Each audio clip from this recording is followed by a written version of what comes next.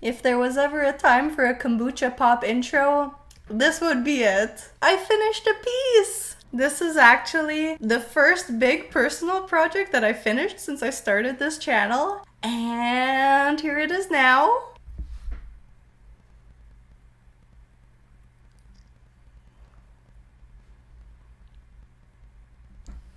So this piece is actually a remake of this illustration that I made in 2019, and it feels unreal that Grease Pencil gives me the tools to bring my art to life like this. So I want to talk about it today. I want to talk about making this piece.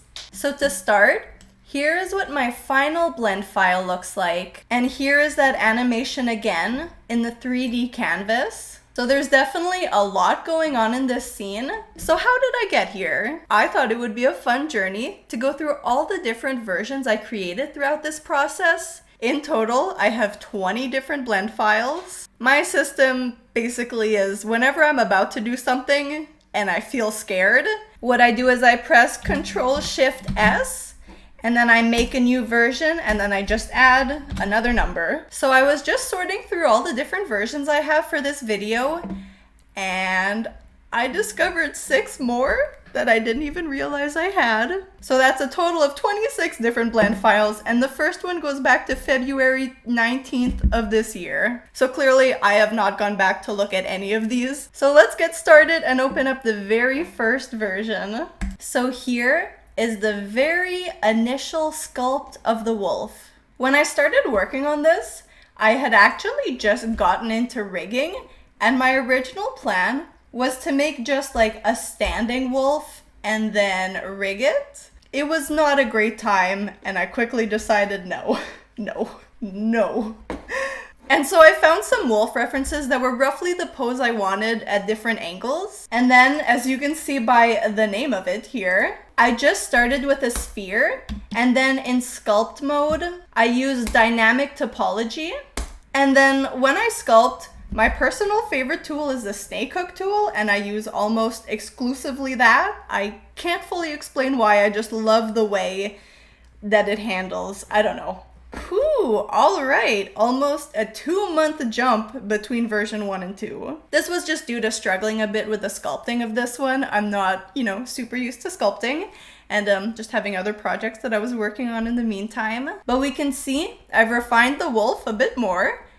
I chopped off its tail. It was never going to have a tail. It was always going to have a tree tail drawn with grease pencil. And I've started to sculpt the island. I also have this plane here, and this is just to help me get a sense of where the island is going to jut out from the water. All right, big jumps.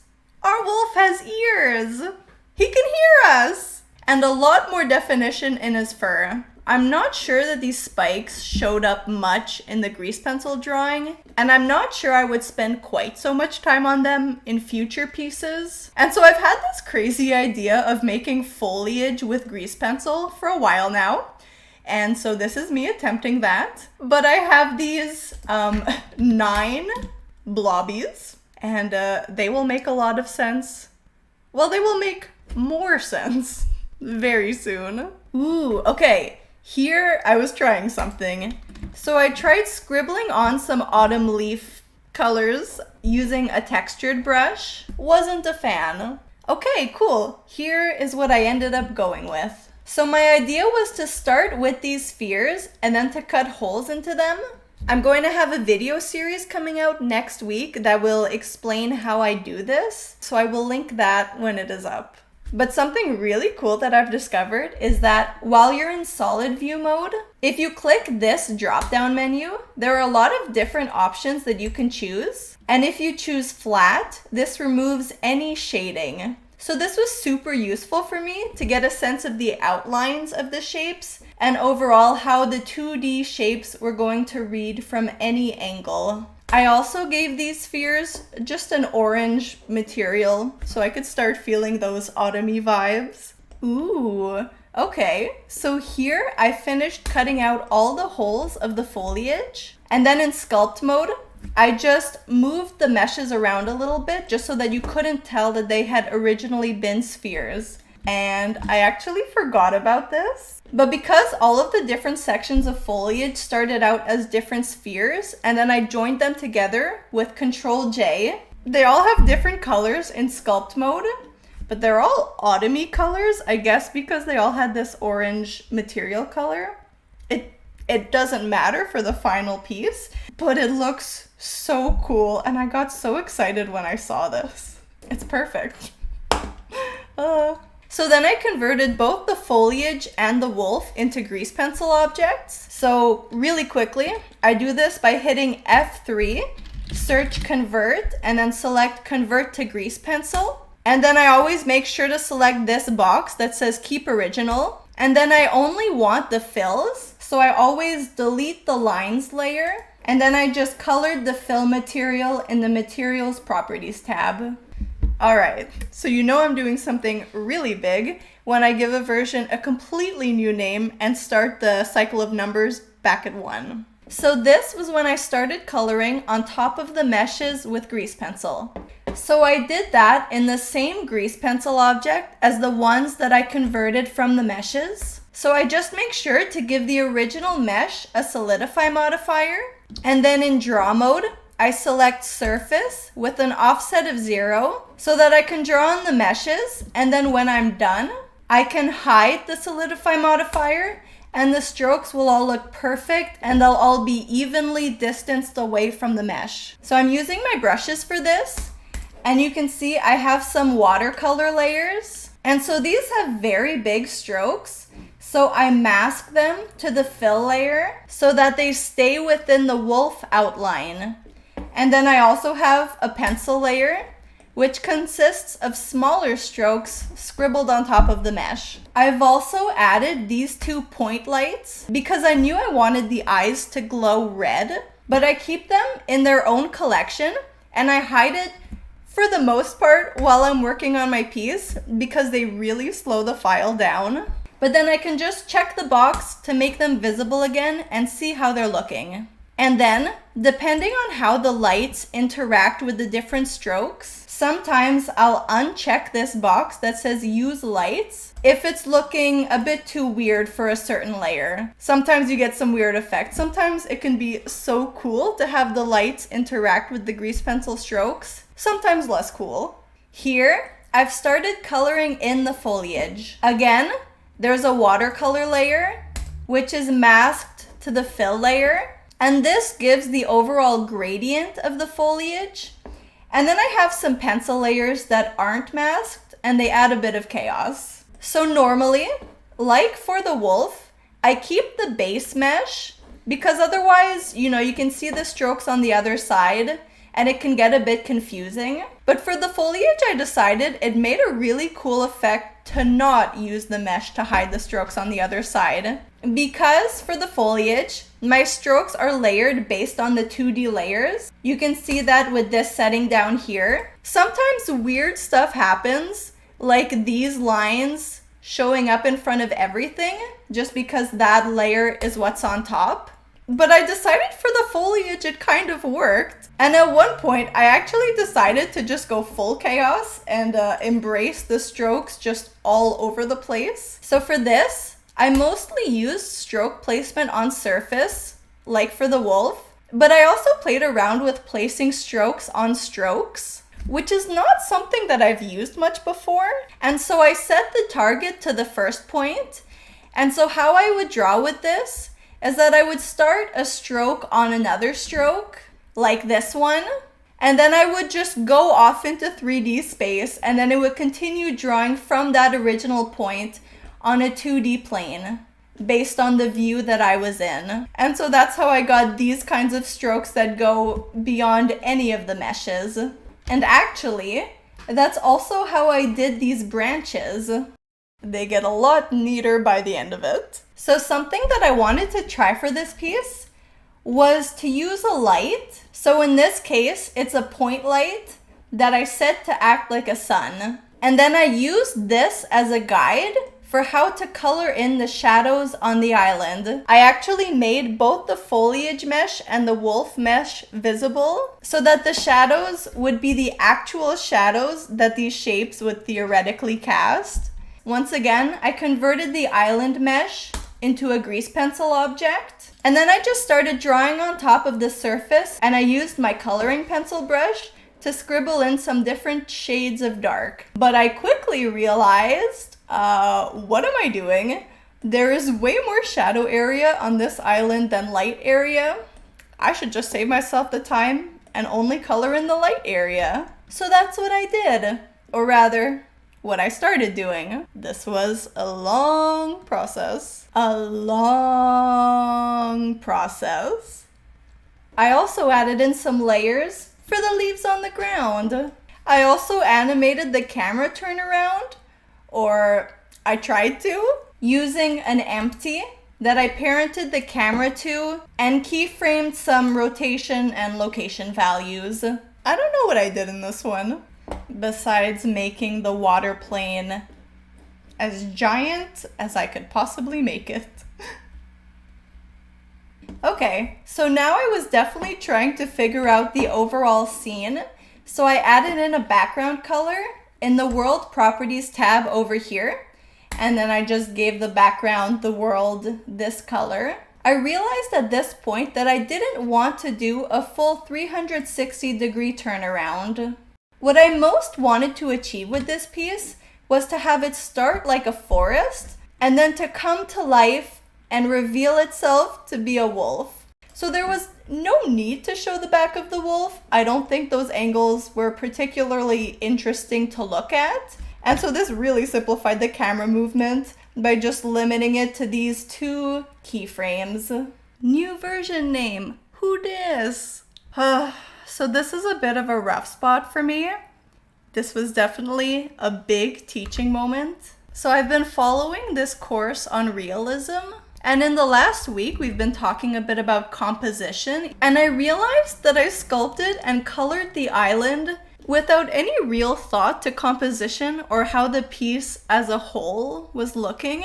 And when I did think about it, I wasn't a fan. So I actually ended up reshaping the island. I thought about the trail that I wanted my main character to walk up here.